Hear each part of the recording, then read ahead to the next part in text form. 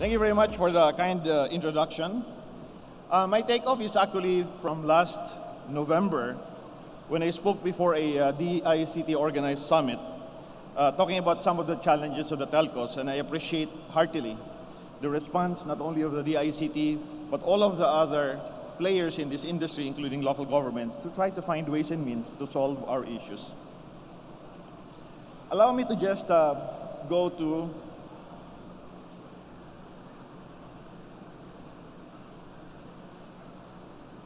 okay. So allow me just to go to this slide that basically says telcos have been more than willing to spend for the infrastructure required for internet, both fixed and mobile. In fact, while Globe itself spends about 30 or 31% of its revenues every year on capital spending, when you look at the chart on the top part of this slide, you can see that the Philippines, essentially both telcos, from a capex to revenue ratio, is the second highest in this part of the world, second only to China. We cannot deny the benefits of this infrastructure spending that has gone on for so many decades by now, both in terms of contribution to GDP, social connectivity, of course, the rise of BPOs and the direct employment there, as well as improvements in overall operations of businesses.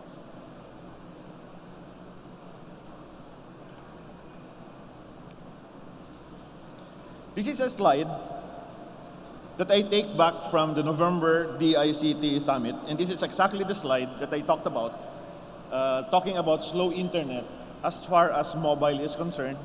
And I think my colleague Joachim of PLDT will talk about fixed broadband right after my piece. But focusing on mobile internet, last November in the DICT organized summit, I basically talked about some of the challenges that we have with respect to improving the overall speeds of mobile internet. And the good commissioner has kindly actually set the stage, and I don't have to replay many of these things, but really it is all about the balancing act between spectrum and sites. Clearly, the Philippines does not have enough sites. We need more spectrum, therefore. We've been able to essentially resolve the spectrum issue, but the fact remains that sites will continue to be an issue in the Philippines, and there's a whole host of issues and challenges that telcos like Globe and our competitor face with respect to increasing the number of sites in the Philippines, which I had outlined, and it's on this screen, back in November 2016. Mobile internet has been a bright spot, and as was pointed out also, Akamai in their quarterly report has begun to focus and actually included the Philippines in their mobile section. I keep being asked about the footnote of the Akamai report that says there are only 25,000 IPv4 addresses that they notice in the mobile section. And from a technical perspective, and many of you in the audience probably can relate to this, globally, IPv4 addresses are already relatively short. In fact, the world is transitioning to a different addressing scheme called IPv6. Because IPv4 addresses are scarce, operators like Globe and our competitor and many other operators globally have resorted to reusing IPv4 addresses using a telco method called CGNAT. So I won't bore you with the details of this technology, but it allows us to use private IP addresses when you use your mobile phone. So check your mobile phone.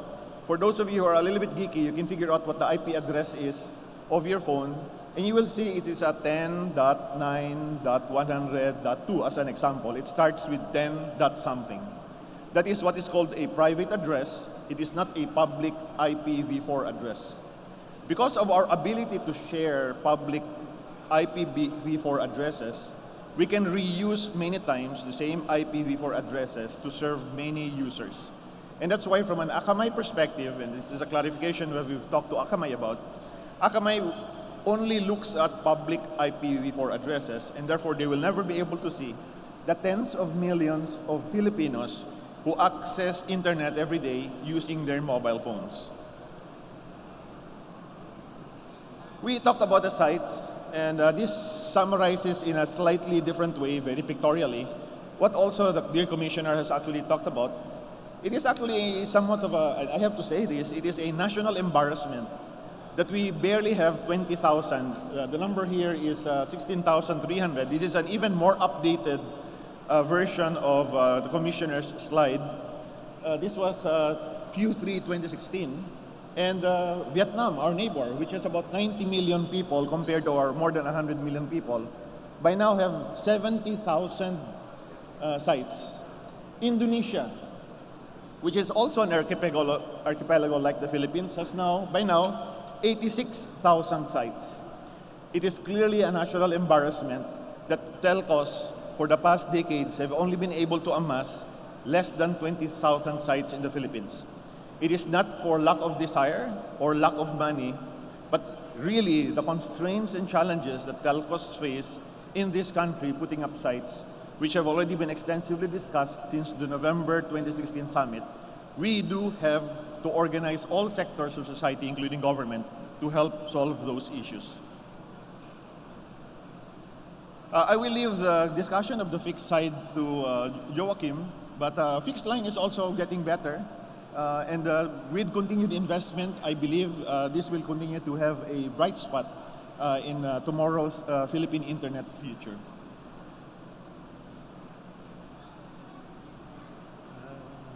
You try to manual, okay. Over the last couple of months and even about a year, various groups have put together various recommendations given the public clamor of why is it that internet is slow in the Philippines, and on the other hand, what can be done in order to improve overall internet performance in the Philippines. What I will do is I will go through a rundown of some of the things, some of the policy recommendations that various groups have put forward, quoting some of them, and what is Globe's position. First of all, there is a point about open access model, and the quote is on the left-hand side that basically says, allow service providers to connect at different layers of a telco. And our position, which is on the right-hand side, in summary, really is that open access is not an issue. We support legislation on open access. But what's really important is to understand that even a concept that is true in many countries, concept of tower sharing, for example, Globe supports tower sharing. The only problem is if we're going to share sites that are basically right beside each other, so you will notice when you go look, next time you look at an outdoor site, look at it. Telcos typically have sites almost side by side with each other. Tower sharing will not necessarily help add sites today, particularly at a time when our number one ask is how to get more sites. How to get from less than 20,000 sites in the Philippines to at least in the neighborhood of 70, 80,000 sites in the Philippines to have a better internet experience. We support, of course, many of the policy recommendations with respect to modernizing today's Philippine telecommunications laws. There is a third item that promotes, on one hand, neutral internet exchange points, as well as allowing, again, tower co-location. And our position is actually pretty straightforward. We support tower co-location. In fact, we have offered on various occasions, even last November, that if the government can play a role becoming a tower company, because if the only way the government can add sites is if the government itself becomes a tower company, then we will do so. And we are more than happy to support that, because we do need to move from less than 20,000 sites in the Philippines to the 70 or 80,000, similar to our neighbors. Obviously, we can work with the ILG, with the ICT, with NTC in order to find ways and means to improve the permitting process in order that our site acquisition and the installation of more sites becomes faster. But if need be, we are more than happy to support a government-led tower company. Item number 4 really here is a national broadband plan. I won't belabor this. This has already been well advertised, and we support this. And we're more than happy. And in fact, we've offered also that in reality, the government can fund some of this by looking at back-to-back rents that they get from, for example, service providers like us. Spectrum management. In the past, various groups have criticized why is there too much spectrum being given to telcos without appreciating that there is always a dynamic between site density and spectrum. In a country where we do not have enough sites, the only way realistically that we can improve service and give more bandwidth to consumers is to actually have larger slices of spectrum. In other countries where site density is not an issue, they can live actually with smaller sizes of spectrum. However, even though today we do have large slices of spectrum, the number one reality in the long run that we have to address as a country is just the sheer number of sites. I'll skip this slide. It just shows that we have to support a lot more subscribers using a limited number of sites. Competition, we are more than happy to support this, and our position is on the right-hand side. Let me just go to the next one. The Good Commissioner talked about some of the challenges we have with the homeowners associations and resistance to sites, and on some occasions, homeowners associations turning off sites. And the position many times of homeowners association is because there is always a public clamor from residents that says, well, I'm scared of health concerns because of radiation. The Good Commissioner also talked about experts talking about this, but in reality, day to day, everybody always expresses fears about the health effects of radiation.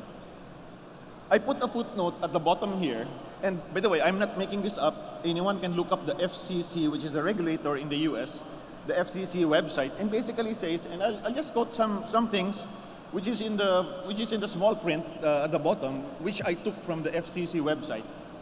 And it says that for state and local authorities, they do preserve state and local authority over zoning and land use, that's fine, but sets forth limitations on that authority. Specifically, a state or local government may not unreasonably discriminate among providers of functionally equivalent services, and cannot prohibit and must act on applications within a reasonable period of time, and as important, must make any denial of an application in writing, supported by substantial evidence in a written record. And this is an interesting point at the end of it. It says the statute also prevents or preempts local decisions premised directly or indirectly on the environmental effects of radio frequency emissions, assuming that the provider is in compliance with the Commission's radio frequency rules. In essence, in the US, they've said the question of hazards arising from radiation of cell sites is a national question and has been settled federally and is governed federally. There is no point for state and local authorities to deny permits based on alleged health reasons. Every day in Globe, when we try to put up a site in villages, there's always these fears about health. And all it takes is one single resident nearby to complain, and homeowners associations are gun shy about giving permits. In the US, this is a settled question. They've already said no one can deny sites if you're using health and radiation as a reason, because it is no point discussing that at the local level when it is a settled question at the national level. The slide of the Good Commissioner was a little bit hard to read for many in the audience, so I decided to blow up a couple of slides. Well, okay, just one slide with very selected villages. So for those of you who live in these villages, or maybe even officers of the Homeowners Association, shame on you, but every day we encounter difficulties with homeowners associations, and it doesn't help if people complain about mobile service and yet they do not allow us to put sites, because it's always about never in my backyard. But where else are we going to put cell sites except where people need to use them? And in fact, in one village, they said, oh, you can always increase the power of the site outside of the village in order to reach inside. And we told them, do you know, if you're really afraid of health reasons, the power of the cell site, if I have to increase that, means also the power of your mobile, the transmit power of your mobile is also going to increase. And the radiation hazard is not in the cell site, it's on your mobile device. And so it is always great if the power transmit of your mobile device is as low as possible, because that causes less electromagnetic radiation very close to your body. The only way that handsets can have low power transmit is to put you very close to a low power cell site. That means a larger density, a much higher density of sites than we are used to. And in fact, as I said, it would be great if the Philippines can move from less than 20,000 to maybe 70 or 80,000 sites in order to improve that site density. Here's our key asks, and this is my last slide. We support some of the bills that have been introduced in Congress, including perhaps limitations to the local government by amending the local government code so that they cannot unreasonably either delay or deny some of the things that we're doing from a site perspective. And of course, the consistency of the fees and applications of fees in order to minimize corruption at the local level. And bottom line, above all, which is at the bottom of this slide, above all, if anyone can propose and resolve or do something about the lack of sites in the Philippines, we are more than happy to support any and all of those proposals or initiatives. Thank you very much.